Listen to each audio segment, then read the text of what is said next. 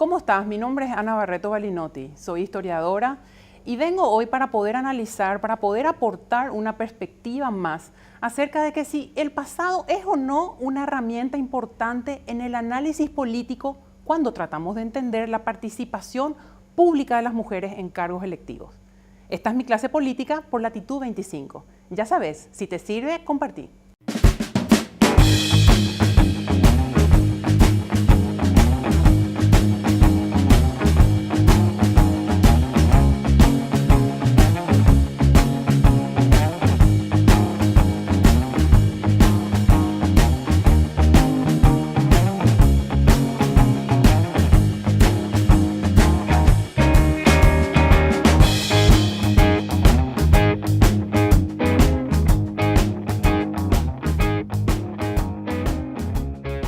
Cuando hablamos de pasado, definitivamente estamos hablando de la historia.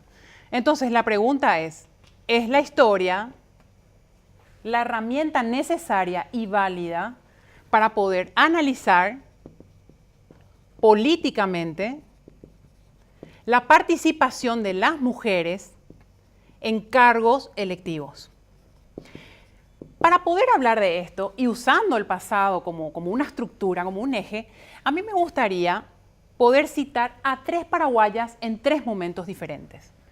Una de ellas es Elisa Quevedo, la otra es Clotilde Piño y la tercera es Isabel Arrúa.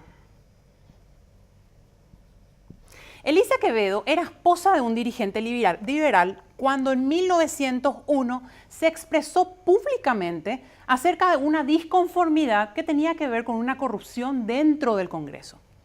Clotilde Piño había servido en las filas paraguayas durante la Guerra del Chaco y fue una de las principales promotoras del movimiento febrerista después de la Guerra del Chaco para que las mujeres accedan al voto en 1936.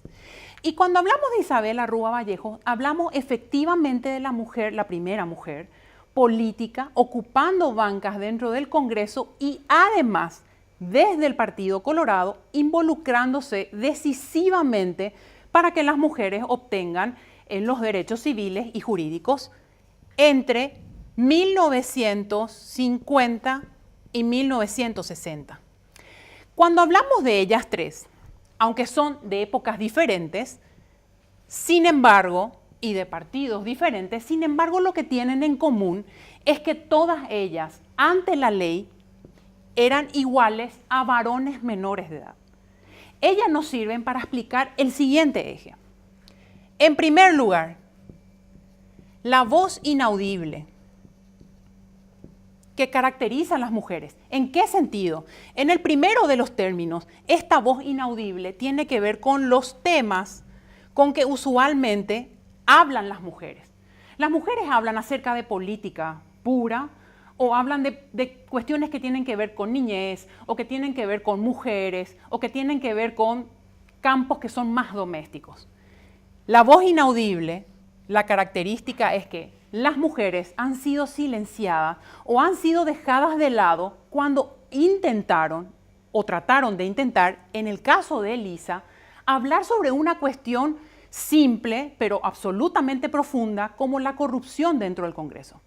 Todas las mujeres paraguayas, después de la guerra contra la Triple Alianza, eran tratadas de ridículas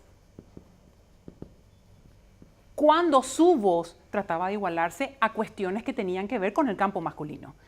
El segundo de los ejes tienen que ver con mecanismos de exclusión.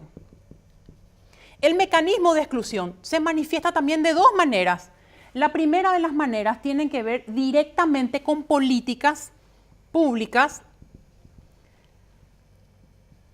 del Estado.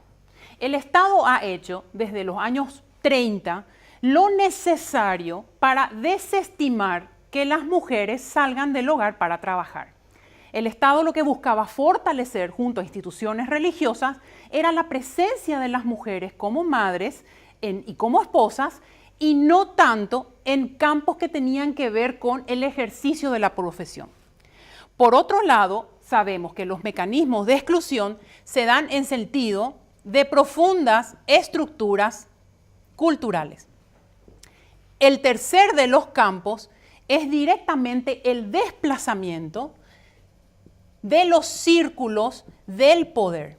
Los partidos políticos tienen una importancia suprema en este punto. ¿Por qué?